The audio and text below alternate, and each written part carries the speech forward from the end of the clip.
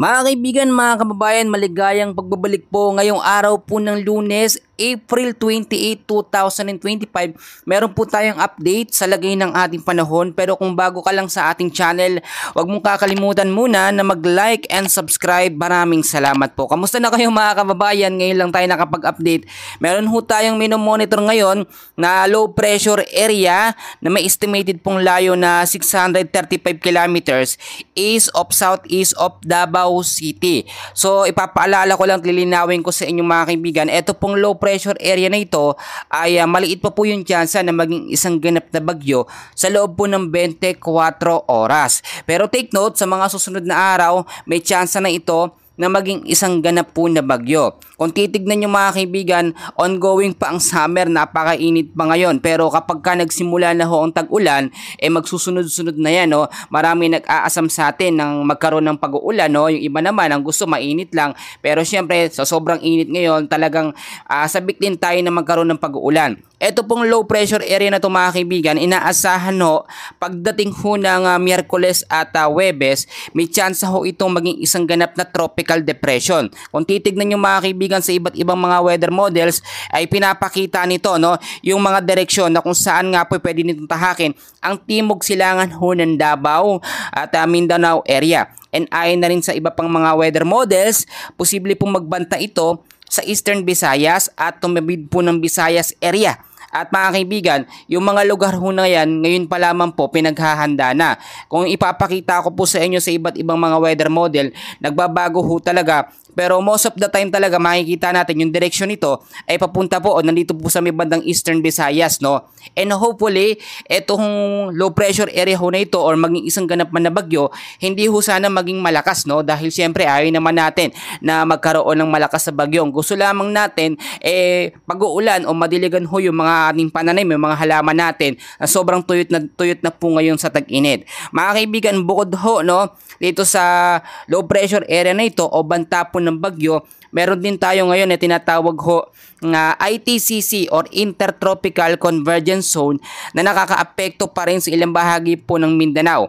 At meron din tayong easterlies na nakakaapekto sa ilang bahagi ho ng ating bansa. So forecast weather condition tayo narito ho, no? Sa area ng Mindanao, kasama po ang Palawan mga kaibigan, asahan ho natin dyan ang cloudy skies with scattered rains and thunderstorm. Dahil ho yan sa ITCC. So pagdating sa umaga, alam naman natin sobrang init yan. Pagdating naman ng hapon, may mga tsansa pa rin ng pag-uulan.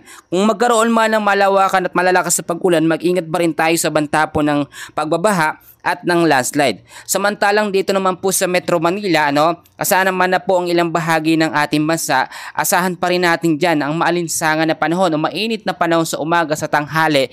Pero sa hapon ho, no, take note, may chance ho ng mga mahihinang pag-ulan hanggang sa posibleng malalakas dahil ho yan sa tinatawag natin na easterlies at mga localized thunderstorm.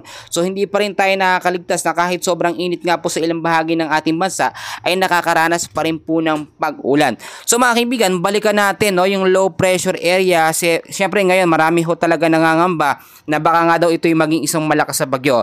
Mga kaibigan, upang checking po sa ating advanced weather model, no, at sa ating mga advanced update, at wala ho, dito nakikitaan ng tsansa na magiging isang ganap na malakas na bagyo or mga super typhoon. Wala ho, hindi ho natin nakikita yan. So wag ho kayong mag-alala. Kung ito man po yung maging isang ganap na bagyo hanggang tropical depression or tropical storm lamang ito, hindi ito ganong kalakas mga kaibigan. Or sabihin na natin papalo lamang ito ng signal number 1, which is yung hangin niya medyo mahina lamang yan, hindi po kalakasan.